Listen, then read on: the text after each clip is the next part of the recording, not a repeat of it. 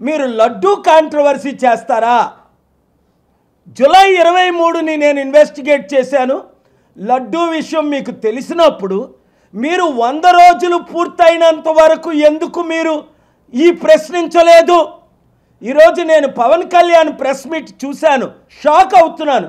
ఎవరో ఏదో ఇచ్చిన స్క్రిప్ట్ చదవద్దు తమ్ముడు, నువ్వంటే నాకు గౌరవం, నేనంటే నీకు మహా గౌరవం, ఇప్పటికీ మర్చిపోలేను. మీ నాన్నగారు చనిపోయినప్పుడు ఇంటికి రమ్మంటే వచ్చా, ప్రేయర్లు చేశా. చిరంజీవి అల్లు అరవింద్ 10 నిమిషాల్లో వెళ్ళిపోతే నువ్వు గంట కూర్చున్నావు. తర్వాత విశాఖపట్నం ఎయిర్పోర్ట్లో 6 మినిస్టర్లు ఎంపీలు ఉంటుండగా నేను విఐపి రూమ్కి రాగానే నువ్వు నిలబడి నీ కుర్చీ ఇచ్చావు. అలాంటిది నువ్వు ఏం మాట్లాడుతున్నావు ఈరోజు? సనాతన ధర్మం గురించి నీకేం తెలుసు? జగద్గురు స్వామి శంకరాచార్య 100 కోట్ల హైందవుల అధిపతి 20 సంవత్సరాలు నా చారిటీ సిటీకి వచ్చిన ఆశీస్సులు తీసుకున్నారు. 5 ఆర్ఎస్ఎస్ చీఫ్ లీడర్స్లో 4 ఆశీస్సులు తీసుకున్నారు. 7 religious leaders, Pope John Paul మొదలుకొని government leaders, 7 Hindu Muslim Christians అందరూ అన్న ఆశీస్సులు తీసుకున్నారు.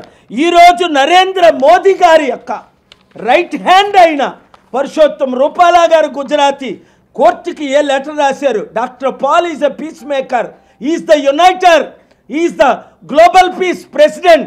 అలాంటి వారు మన దేశంలో పుట్టడం ఘనత ఆయనకు నోబెల్ పీస్ ప్రైజ్ ఇవ్వాలి, భారతరత్న ఇవ్వాలని ఆయన లెటర్లు రాస్తుంటే నువ్వు ఈరోజు హిందూ ముస్లిం క్రిస్టియన్ మధ్య గొడవలు ఎందుకు పెడతావు?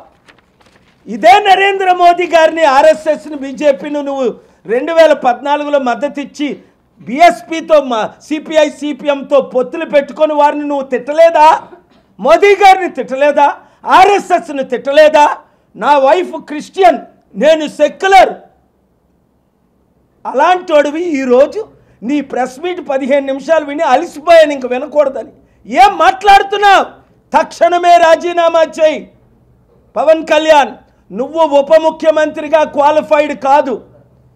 నీకు ఇచ్చిన సలహా ఎవరిస్తున్నారో బాగోలేదు. చరిత్రహీనుడు కాకూడదు. చరిత్రలో హీరోగా 200 దేశాల్లో 200 కోట్ల ప్రజలకు ఒక హీరోగా నిలబడ్డా.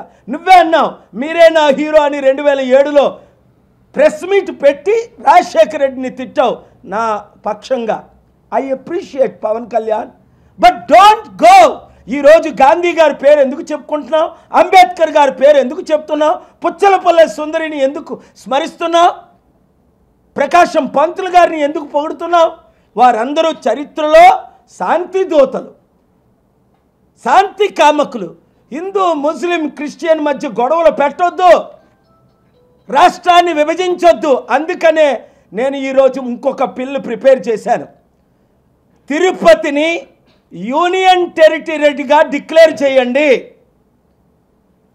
తమిళనాడు ఏ విధంగా పాండుచేరికి యూనియన్ టెరిటరీకి హెడ్డో, తిరుపతిని యూనియన్ టెరిటరీగా డిక్లేర్ చేస్తే 3 లక్షల కోట్ల ఆస్తి కాపాడుతాం. ఈ హిందూ ముస్లిం క్రిస్టియన్ గొడవలు లేకుండా ఉంటుంది. తిరుపతి దేవస్థానంలో అపవిత్రం అంటూ జరిగింది అంటే నేను దాన్ని తీవ్రంగా ఖండిస్తున్నాను. చిన్నప్పుడే మా నాన్నగారు యేసు ప్రభుని సొంత రక్షకునిగా అంగీకరించక ముందు తిరుపతి నన్ను తీసుకెళ్ళి పాపనాశనంలో మునిగి బాప్తిసం తీసుకొని శ్రీనివాస్ అని నాకు పేరు పెట్టారు. అన్ని మతాలకి గౌరవిస్తాను, అందుకనే ప్రపంచ శాంతి దూతగా పేరు పొందాను. మరి మీరు సీక్రెట్గా స్టీల్ ప్లాంట్ ఎందుకు అమ్మేస్తున్నారు? నాకు ఈరోజు తెలిసింది, రేపు కోర్టులో వెకేట్ చేయడానికి పిల్లేశారని. 8 లక్షల కోట్లు స్టీల్ ప్లాంట్ని కాపాడుతానని చంద్రబాబు నాయుడు గారు, మోదీ గారు, పవన్ కళ్యాణ్ మాట ఇచ్చారు కదా. ఇప్పుడు దాని గురించి ఎందుకు మాట్లాడరు? 30,000 మంది అమ్మాయిల్ని ఎత్తుకెళ్ళిపోయారు, వాళ్ళు దొరకలేదు. మా గవర్నమెంట్ అధికారంలో వస్తే నేను ఫైట్ చేస్తానని పవన్ కళ్యాణ్ ఈరోజు ఆ విషయం ఎందుకు మాట్లాడట్లేదు? ముందు ఆ 30,000 అమ్మాయిలు ఎక్కడున్నారో వాళ్ళ కొరకు దీక్ష చేయి, లేదా నోరు మూసుకొని మౌనవ్రతం పాటించు. ఎవరు ఏది స్క్రిప్ట్ ఇస్తే అది చదవద్దు తమ్ముడు. ఒక వరల్డ్ లీడర్గా, ఒక స్పిరిచువల్ లీడర్గా, నీకంటే 10-15 సంవత్సరాలు వయసులో పెద్దగా, గ్లోబల్ పీస్ ప్రెసిడెంట్గా నేను ఇచ్చే సలహా పాటిస్తే నువ్వు చరిత్రహీనుడిగా ఉండవు, చరిత్ర హీరోగా మిగులుతావు. లేదా ఉప ముఖ్యమంత్రికి రాజీనామా చేసి నిన్న కాక మొన్న ఏమన్నావు దీక్ష అన్నావు, నిన్నేమో యాక్టింగ్ అంటున్నావు, ఈరోజేమో ఇంకోటి అంటున్నావు. చక్కగా యాక్టింగ్ ఫీల్డ్లోకి వెళ్ళు. అంతకంటే ముఖ్యం, ప్రత్యేక హోదా గురించి నేను ఫైట్ చేస్తుంటే రండి ఢిల్లీ వెళ్దామంటే నువ్వు స్పందించవే పవన్ కళ్యాణ్. 6 కోట్లకు ఉపయోగపడిన ప్రత్యేక హోదా మీకు వద్దా? మీరు పవర్లో ఉన్నారు, తేలేకపోతున్నారు. నేను తీసుకొస్తానని మోదీ గవర్నమెంట్తో మాట్లాడుతున్నా. తిరుపతి యూనియన్ టెరిటరీగా చేయమని ఇప్పుడే పెద్ద ఆయనతో మాట్లాడాను. మోదీ గారిని కలవడానికి రమ్మన్నారు. వీలైతే వెళ్తున్నాను. అర్థం చేసుకో. శాంతిని ప్రమోట్ చేద్దాం, యుద్ధాల్ని ఆపుదాం. నేను ప్రపంచంలో అనేక యుద్ధాలు ఆపబట్టి 17 దేశాలు 18 Indian political parties including BJP, Congress, TDP, వైసీపీలు నాకు నోబెల్ పీస్ ప్రైజ్కి నామినేట్ చేశారు. యుద్ధాలు వద్దు, శాంతి కావాలి. రేపేమో స్టీల్ ప్లాంట్ని అమ్మేస్తున్నారు. రేపే 100 రోజులు మీరు 6 ఇచ్చిన వాగ్దానాలు ఫెయిల్ అయినందుక ఈ లడ్డూ కాంట్రవర్సీ, లేదా స్టీల్ ప్లాంట్ని సీక్రెట్గా అమ్మేయడానిక ఈ లడ్డూ కాంట్రవర్సీ, లేదా స్పెషల్ ప్రత్యేక హోదా మీరు ఎస్ అని ఎందుకు అనలేదు? కోర్టు నోటీసులు ఇచ్చిన తర్వాత ముఖ్యమంత్రి గారికి, గవర్నమెంట్కి